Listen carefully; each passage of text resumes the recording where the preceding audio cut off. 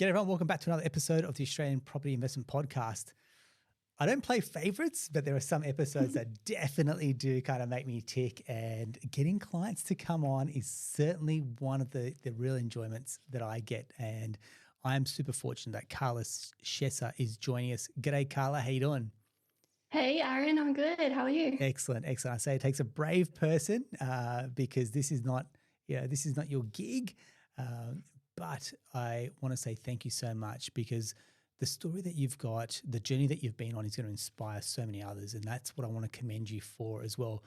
We're not going to pop the hood and talk all numbers, for example, but what we are going to do is talk about, Carla, your journey to going from where you started to where you are now is a real testament, one, to your tenacity, two, to trusting the team around you, but three, you had a self-belief that you're like, I'm not going to take no for an answer. And that's something that a real conviction in you. You're seeing the fruits of that labor as well. So I want to say kudos to you. I really can't wait to share your journey and your story, mate. I'm excited. How are you feeling? I'm excited to have a chat. Anytime I chat to you, it's always, a good time. So bring it on. I love it. Thank you very much. So let's, like all good journeys, let's start a little bit about yourself personally and take us through what you've done on a personal level, and then we'll talk about, I guess, your career and what you do for a crust as well, and then we'll unpack your property journey. Cool. So I just turned 30 a couple of weeks ago. So Happy birthday. No longer in my 20s. I don't know how I feel about that. But so 30, live just outside the Gold Coast. So not originally from Australia, though. I was born in South Africa. My parents immigrated themselves, my sister and I, when I was about 13, 14. So originally, from South Africa, did my high school here in Australia, in Cairns, and then moved to the Gold Coast. That's where I started working for a company called 5x5. I think you actually had John, our founder, on the show a few months back. I started working there about 7 years ago, and I'm still there. So I've had a bit of a journey at 5x5 as well. Started as a project manager, then sort of moved to the CEO role, and then this year I've headed up more of the innovation of the business. So like I said, you've had John on the show, and he's kind of been one of those people in my corner from a property perspective. So I've learned a lot from him. And then, he's kind of been one of the people besides you, I guess, that I get a lot of my inspiration from and mentorship from. I think that probably sums it up. You're spot on there, and that's what I feel like you'll rise to the caliber of, maybe it's the 5 closest people around you, or the level of the sophistication in your team as well. But there's people that come along, like John's one of them. I've got a number of other clients, for example. They're just they believe in this so much that it just comes out from them. They're like, hey, mate, you've got to buy property. You've just got to do it. And they do my job for me effectively. And then they'll tell someone like you, and they come to us and like, I've been told I have to buy property. Tell me how. And you become such a student as part of that, just going, I'm already so sold on the idea of it. Now I just need to be shown how as well, right? And I think that's part of the battle where some people go, I'm not really sure about this property thing. I might dabble, for example, but you were just like, no, I'm going all in because I've been told this works. Yeah, exactly right. Yeah, I had no choice being surrounded by John pretty much every work day, and sort of that's the conversation that we were having, right? Is him sort of asking the question, what's your plan when it comes to housing? Are you going to buy? Where are you going to buy? What does that look like? Do you have a plan? So exactly right. It's like the people that you surround yourself with by osmosis. You just happen to kind of share their beliefs and sort of take what they say and run with it. And it changes the entire conversation that you have, say, with John, who's your leader in the business. And you go, right, you're not just coming in here and trading your time for a paycheck and off you go willy-nilly, and then you have to come and ask for more. And you probably see this in the team when you're CEO of the business. People come and go, I need a pay rise. You're like, what are you going to do with this extra money? And the question, you just see it in their eyes. They're going, I don't really know, but I just need to know I'm worth more money. And you're like, yeah, but what are you going to do with this money? And the second you go, you should be buying property, you should be investing. It's like, okay, this is not how I expected the conversation to go. Yeah. So when you've had that with team, you go, hang on, are you buying property, for example? And that conversation you have with John, What was that moment that you realized, hey, look, I've got to stop seeing my paycheck as trading my time and go, I've got to leverage this paycheck to build income producing assets? Yeah, that's a good question. I think it also, for me, came to the constant conversation that I would have with John and just like other sort of mentors in my life around, well, what does, your life look like in 5, 10 years time? And what are the sort of actions that you need to be taking now in order to realize that dream life in a decade or 2 decades time, and sort of working back from there. And so it's kind of like, it's funny, I have a more of an understanding of it now, looking backwards than potentially what I did, knowing that the actions that I took at that time would make such a big difference, if that makes sense. Mm. So, as an example, like for me, it was just, I knew I needed to enter the property market however I could. I think like a lot of the conversation that I have with my peers now, it's always sort of, um, they want to enter the market sort of buying that dream house or buying the 4 bedroom, 2 bathroom property rather than potentially looking at their current circumstances or situation, and maybe buying that apartment that they can afford based on borrowing capacity or, just deposit that they have. So for me, it was just my first step was knowing I needed to enter the property market however I could, buy whatever I could that served my circumstance at that time. And once I had done that, it's almost like you walk a mile and then you see a mile. So once I had that first property, then the conversation started to change. Then it's like, okay, cool. Well, how can I leverage that existing property that I have now that I've maybe built up, a bit of equity there, and the conversation sort of changed to, all right, well, let's put that equity to good use and maybe look at a second property. And then, fast forwarding this conversation a little bit, went and bought that second property. And then the conversation changes yet again, because then it's like, all right, well, now you've got 2 properties under your belt and the strategy needs to kind of shift, or the conversation kind of needs to shift, to suit where I am in that journey. So that's kind of it for me. It's like just needed to commit to the next best option or the next best thing that I needed to do, focus on that, achieve that, and then almost organically it's like the next step appeared. Yeah, I love it. Thank you very much. I love it when you sound a little bit like us as well. We're like talking equity and the uplift. That's I love it. So let's go through that. So the journey that you had, you bought your first property. I'm going to record. It's about 23 years old. You bought your first property. Uncommon, because some 23-year-olds, the average first time buyer age is around 37, 36, 37. So to buy at 23, you're well below that average. How does someone get into the market at 23 years old? Well, again, it's like you walk a mile and see a mile. So my dad was very insistent on, when you get your first paycheck, you're paying yourself first. So 10% of my first Brumbies paycheck, which was $60 for the week when I was 13 and 9 months, that 10% went into like a little savings account that I actually didn't see. And I had worked at Brumbies for the next, I think, 2 to 3 years, and it's 10% of every check that I got automatically was put into that little account. And then when I finished school, my dad gave me access to that account, and he said, hey, this is that account that you were, siphoning money into. It's now a good little chunk of change. Let's have a conversation about what it looks like, you actually utilizing that. Like, what are you going to do with that money? I had decided, and I got into such a habit. I think like habits are such an important thing as well, of just putting that 10% away every time I receive my paycheck. Doing that up until I was sort of around 21, 22, where I'd built that up to a good substantial little savings account. And that's when I was like, actually, this is probably enough to entertain the idea of potentially buying an apartment.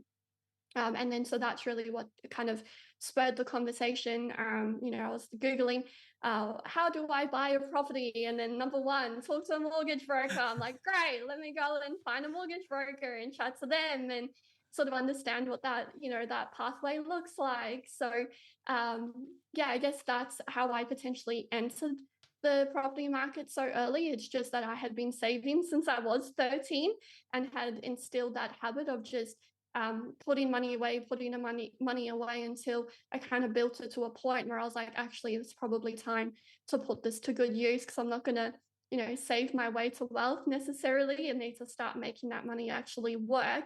And alongside that, I had always really been interested in kind of like self-development. So I was reading Rich Dad Poor Dad when I was 15, and all of those sorts of books and education I was sort of absorbing along the way as well. So I think I also had a little bit of a foundation around the mindset of investor, and putting your money to work, not keeping it in a bank account, and like the whole theory of inflation, and you're not going to beat inflation if you just constantly save and not actually do something with the money that you have.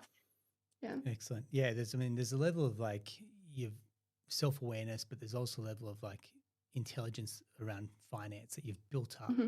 And I feel like it's a real credit to what you've done there to lay some good foundations habits wise. And if you listen to this episode, we just did another episode with her name's Natasha. Tash Invests is kind of a social handle, speaking about that exact paradigm, which is save money, pay yourself first, save a certain portion, and you don't even see it, and it's just going to sit there in the background and start to accumulate. And that level of compounding, for example, you can save, and it accrues some interest, and then invested versus save, and trying to keep saving. It's like that money just doesn't really work. You're working hard for your money, but your money's not working hard for you, is what's happening. Yeah, exactly right. Beautiful. So you got property 1, and then you're thinking, okay, got some equity here, now property 2. How does that transition then happen as well, especially, we're still in your 20s? Mm-hmm. So I was listening to a podcast that you were a guest on, actually, and I was like, "Oh, this guy's super interesting," because he spoke about the theory of equity and utilizing equity to sort of, build a portfolio, and so that was a new sort of concept to me, and I was really intrigued by that. And then it just so happened that you were actually at an event that I was a few months later. And I had the opportunity to speak to you in person, and really enjoyed the lunch that we had, and again picked your brain a little bit more. And then I think a few weeks later, I had a call with you, and I had been in that same sort of mindset of, saving 10% of my income. So I had built up another little nest egg, and I was like, okay, maybe this is time for me to buy another property. And when we had spoken, you sort of quizzed me on my existing property, and you said, you know what, Carla, I think you actually have some good equity in your existing property that we can have a look at and see if that can help with your next transaction. And so it was really just talking to you, and then you coming back to me and going, yep, there is actually some equity there. And I remember saying to my partner at the time, I was like, I don't know if this is legit, but Aaron reckons that we don't actually have to put any of our cash in if we want to buy our next property. We can just utilize the existing equity in this apartment. And that was just crazy to me. What? I hadn't come across that strategy before. And so again, it just opened up a whole new can of worms, and got really excited about that. And then sort of knowing that there was some equity I could use, and then actually utilize some of the deposit that we had saved for the second property, sort of opened up a bigger net on the type of property that we could get as our second one. So yeah, that's sort of the process. Once we knew how much we could then borrow for the second property, it then was straight to realestate.com.au and putting in all the criteria and seeing what we could find, and then running the numbers on the properties that we shortlisted to make it work. Yeah, nice. I guess, I said we're not going to give away any intimate details of numbers or what it's worth, but I mean, we know that you went and bought another unit, for example. You're living on the Gold Coast, bought another unit, and some people go, don't buy units, for example. You've got to buy freestanding homes, and it's like, I think you ignore the naysayers. You're like, look, I'm just going to do what I want, and I'm going to stick to my strategy. And you went and bought a unit, and again, it did really, really well, right? So, how did you shut out the noise? Because there's once you start going down this rabbit hole of what to buy, where to buy, the algorithm starts to follow you, and you're going to get served up all all the buyer's agents and things like that. How did you double down on your strategy and kind of get really ironclad with what you were buying and where you were buying? Yeah, good question. I was actually thinking about this, and it popped up for me professionally as well. So we're dealing with some stuff at work, and sort of the input that I had there was, well, what do the numbers say? So that was my sort of solution, or my question when we were discussing a challenge at work. And I realized that that has always been my method, or my framework for making decisions, is sort of asking, well, what do the numbers say? And I think that comes from my steel energy, or my analytical brain. And so I was just focused on yield and making sure that I wasn't going to be, paying too much into this second property, that the rent that I was going to receive was going to cover the mortgage repayments and all the expenses, and there was going to be a little bit extra at the end. And sort of that's how I shortlisted the properties, and then ultimately knew how much I could pay for a property that met that criteria and that yield that I was hoping to achieve. So for me, it was probably less of an emotional decision, and sort of like a criteria around has to be land, or has to be apartment, or has to be 2-bedroom, or location as such. For me, it was more about the numbers on the deal. Like, did it make sense? Did it work? Could I afford it? Did I get the yield that I wanted to get? And that sort of right or wrong was a strategy that I went with. And 5 years later or 6 years later, it's worked out in my favor. So I'm glad that I made those purchases back when I did. Excellent. I mean, we come across a lot of people who have both. They have the equity inside properties and they've got the borrowing capacity. I mean, plenty of investors that have that available to them, but they still don't pull the trigger, right? There's something about you where you got given the information and then you decided to act on it. What forced your hand? What made you pull the trigger? Probably leaning on that foundational knowledge that I had, which was like, you got to make your money work for you. At the moment, it's just, earning minimal interest in my bank account, like feeling like I needed to put it to good use. But then also bringing it back to the mentors in my life, like they are already 4-5 steps ahead of where I am right now. So sort of, tapping into their advice and sort of saying, like, if you were in my position, not telling me what to do, but just knowing my circumstances or the situation, like, what advice would you have? And like 100% of the time, my mentors would say, I wish I just bought more property when I could. Like, the sooner you can buy it, the better. It's a long-term game. You're holding on to it for the long term. Sure, it might go up and down, but if you're in it for the end game, like, just buy as much as you can when you can and just hold on to it. And that was kind of the like reaffirming information that I was getting over and over and over again. So it's like, if you ask the questions and you get the answers, you're going to have to take action on those answers. Otherwise, don't even ask the questions, type of thing. So for me, yeah, that was it. It's just like, figure out who you want to model, who inspires you, who has what you have, who's 5 steps ahead of you, and then like just really leverage their advice and their intel. And at that time, it was just, if you can buy it and hold it. Well done. Well done. You're such a great student. And then the fears that come up, because again, you can do your research, you can do your numbers, you can do all your due diligence, but then there's some natural hesitations and fears come up, and you've probably run the gauntlet of what we've had 13 rate rises. So over the time you've experienced, since you've bought, you've experienced rate rises as well, which impacts cash flow. What fears, hesitations did you have? Have any of those fears actually come to fruition? For example, take us through that journey as well. So I'm super, super frugal in the fact that I get very nervous if I don't have maximum buffers around me. So I knew that from very early into the journey, that you always want to have like a separate buffer account to sort of cover the shortfall, not if the rates increase, but when the rates increase. And so I kind of had that certainty, I guess, where I actually and I don't say this crudely, but I actually didn't care if the rates went up, you know, 3 times, 5 times in a row, 6 times in a row, because I had already sort of planned for that at the start of the purchase. So knowing that I had been putting money away for a rainy day, should that come or when that comes. So it just gave me that extra certainty, and I'm very risk adverse. So I knew that I needed to have that account, to have that confidence, in order to go and make those transactions. And even if the rates increased in the short term, like the minute I bought the property, if they all of a sudden just started to skyrocket, I knew that I did have that buffer account for that exact purpose, to cover any shortfall that might happen.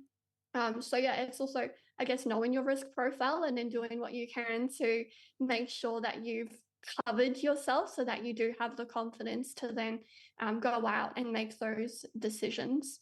Yeah, great. Thanks very much. I appreciate it. And then your next purchase, take us through what you've bought next. Yeah, so bought the initial property, and then figured out that I could use this thing called equity, bought the second property, then bought a third property, so a third apartment in the same building as my second apartment, because for some reason, it's like it was an amazing development or amazing building, but was just way under market compared to the other properties in the area. And I had noticed that quite early on when I had purchased the second one. So the agent who sold me the second one said, hey, we actually have another one literally right above. Like, are you interested in that one? And because I got it off market, saved some money on the purchase price there. Called you in a rush again, said, hey, like, I need to kind of know in the next 24 hours, like, is this something we can do? You know, ran all the numbers again, made sense, purchased that one. So at that stage, had 3 apartments. And then the strategy kind of changed. So COVID hit. I had been with my partner for quite a while, and we had only ever lived in apartments. We had got 2 dogs as well. So at that stage, we were living in our 1-bedroom apartment with 2 dogs and 2 adults. So it was very squishy. And it was COVID. So we're all in the apartment 24/7. And we sort of just realized that, yeah, cool, we can continue with the strategy that we have, where it's, you know, basically building our portfolio, buying apartments and renting them out, and sort of, you know, going down that trajectory. But we realized and decided that we kind of wanted to pivot the strategy to suit where we were in our life, and kind of now what we wanted to get out of life as a soon to be married couple, and with a couple of dogs. And I guess, like, yeah, the desire changed. So then we decided what we were going to do is capitalize on the market in the Gold Coast, because it had gone gangbusters. We actually sold 2 of our apartments in order to buy our dream home at an absolute steal. And we decided that that was the best strategy for us at the time, because we had felt like we didn't have a home base, and it sort of had become this like situation where we were so focused on buying the next investment property, next property, next property, we probably weren't enjoying the journey anymore the way that maybe we had thought we were going to. So we decided to pivot instead, buy our dream home, make that our foundation. We still have the other investment property, and almost like hit reset a little bit and continue with the strategy now that we've got our house and we're not going to be moving. We're going to stay here for the next 10, 15, 20 years. It just gave us a little bit more confidence, and yeah, a little bit more, I keep saying the word foundation, but that's honestly what it feels like. So the strategy is still in place, but it did have a bit of a pivot to suit, you know, the lifestyle that we want now. So that's our current situation. So now we've got our dream home, we've got the investment property, and then we're starting to map out, okay, cool, when are we going to make that next purchase? And that's kind of the new focus. It's so exciting. I hear that. And there's nothing wrong with that. Like, those properties served you for a time, and it gave you that was the enabler to help you buy your family home. And that's kind of it's quite a conversation I have a lot of people that go down this rent investing path, which is we're renting, we'll keep buying investment properties, but at some point the bug bites and it's like, we actually want to put down roots. We want to have our own home. You, in this case, you have pets, which when you have your own home, or if you're renting, for example, you need more room for pets. If you think about having kids, for example, in the future, where are we going to send our kids to school? And then you want to have that stability and security going. We don't have to move anywhere. We want our own little piece of paradise as well. And I feel like you're unapologetic about the strategy. It's like, hey, those properties, we don't have to hold on to them. You know, the rule that you never sell your first investment property, that goes out the windows, but it's because it's part of a bigger picture going, but what got us here won't get us there. And those properties have served a purpose. We're going to cash in, take the money, go and buy our own home. And then at some point we can come back into the property market and start to invest more in the future as well. Yeah. The other thing I'll add to that as well is we would never in a million years be able to buy our dream home if we hadn't had made those property decisions 7-8 years ago and bought that first one. Like I guess like the profit on those two properties that we made, we could never have saved enough to have that deposit for the dream home. And so that's kind of what I was saying at the start of the chat, was like, you kind of don't realize the impact on the decisions that you make today until 5-10 years down the line. So in some way you just kind of have to trust the journey, and make that decision and stay on course and trust the strategy, because later down the track it's going to make all of the difference, and it surely did for us. So we're super grateful. Excellent. I really want to commend you because you've taken action. You haven't taken no for an answer, and that's something that I really love about you. I think one of the more recent purchases, things weren't going that well smoothly, and I'll put it on the record. Like, it wasn't going, and you had the courage to ring me and go, hey mate, this isn't going as smoothly as the other purchases. What's going on here? Jumped back in there and had a look. It's like, yeah mate, we need to make this right. And that's something that you need to call out rather than kind of suffering in silence. Go, hey, look, if things aren't going as smoothly or you hit a few road bumps, it's like, that's okay. It's part of the journey. But then being able to have that open communication with your team and going, how do we address this as well, I think is a real kudos to you. Yeah. I think it's important definitely to have that team that you trust and they sort of know your vision beside you. But something John had said to me early on is, no one's ever going to care about your money as much as you do. And so if you feel like something's not happening the way it should, or you kind of have that sense, like 100% speak up, because at the end of the day, like it's your journey and it's your purchase and it's your transaction. So I kind of learned that early on, that just to trust your gut with anything when you kind of have that feeling. Great. If you've got younger people and you're probably around younger people and they're looking to you now, Carla, going, how do I get into the market? It's so expensive, for example. And, truth be told, I mean, you're on a good income, but you're not on like the super highest income band, right? So people go, how do I get into the market on a limited income? What would be your advice to them? I'm actually having this conversation with my sister at the moment, so it's very timely. So like, I guess with her, it's kind of just sharing what has worked for me. So it's, goes back to that age old, don't spend more than you can afford and pay yourself first and start building up that little nest egg.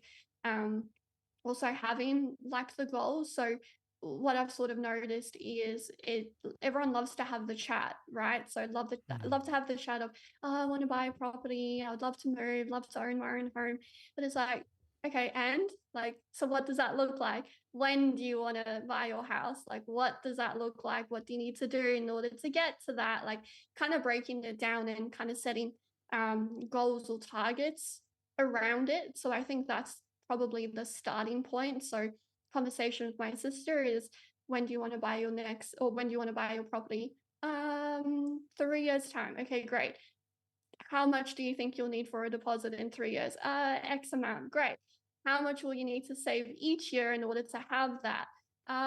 This. Great. How much do you have to put away every single month for that, every single week? Like, I think the goal of owning a house can be so overwhelming, but for me, again, going back to that analytical brain, it's like just breaking it down, like, what's the next step? you don't have to get so overwhelmed with it. It's like just breaking down what that end goal is and what's the next thing that I need to do. Well, the next thing is I need to set up an automatic $200 a week goes into an account. And, in the meantime, I'm going to absorb all of the content that I can on the purchasing journey and, investment strategy and et cetera, to the point where you look back in 3 years and go, oh, I've actually got a really good deposit. I'm ready to have that chat with the mortgage broker, figure out what my borrowing capacity is. And then that kind of lays the foundation on, well, where can I look? What kind of property can I get? And then sort of taking action there. I think the other thing I already alluded to was it's for me, what I've learned, it's time in the market, not necessarily timing the market. So like conversation that sometimes happens is Gold Coast has been booming for a while. Like at some stage, there's going to be a downturn, and I'm just not going to purchase anything until I see what happens in 2 years' time.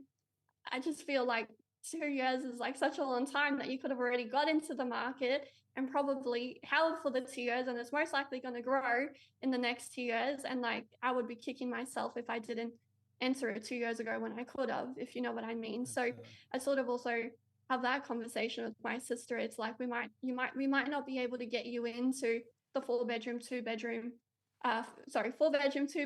house yet, but let's have a look at a little 2-bedroom apartment that's super cute, close to all your amenities. Let's focus on getting you into that first. And then when you're in there, then let's figure out, okay, well, what do you want to buy next? Do you want to upgrade into your own house, or are you happy with the apartment, and let's figure out another investment property instead? So that's probably the other thing that I would urge people to consider is just getting in where you can, not necessarily waiting until you can afford the big house on a big acreage or something like that. I love it. Yeah, I guess we sing from the same hymn sheet, Carla, which is, we're always saying buy what you can, when you can, where you can.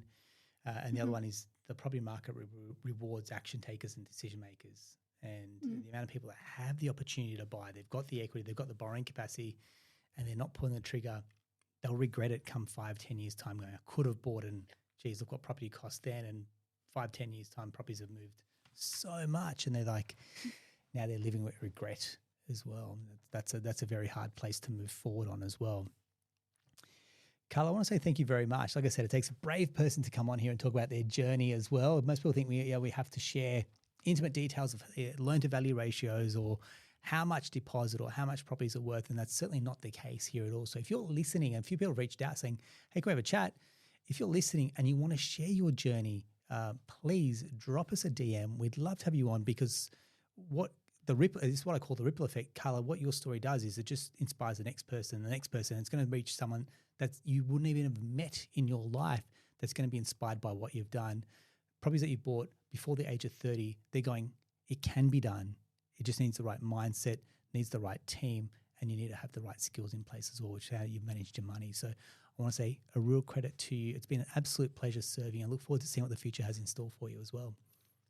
Thanks, Aaron. It's been fun chatting. I love it. I appreciate it. Thank you very much. And I think we'll get back on at some point in the future when you buy that next investment property. What do you reckon? Sounds good. Awesome. If you love this chat, please let us know. We love the messages that are coming in. So drop us a DM. If you've got any other questions that you want answered, please do reach out. Thanks again for tuning in. We'll talk to you next time.